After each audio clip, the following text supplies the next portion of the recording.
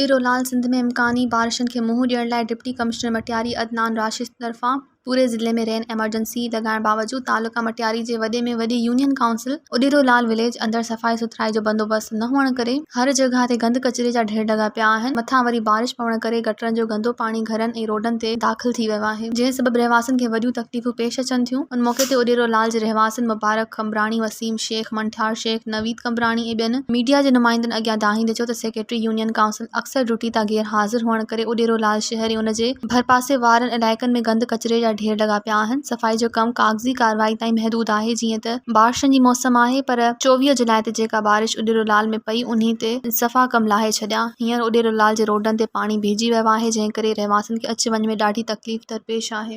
मज़ीद ख़बरनि ऐं तफ़सीलात लाइ विज़िट कयो असांजी वेबसाइट www.awamiNewsHD.com ऐं ॾिसंदा रहो अवामी न्यूज़ HD।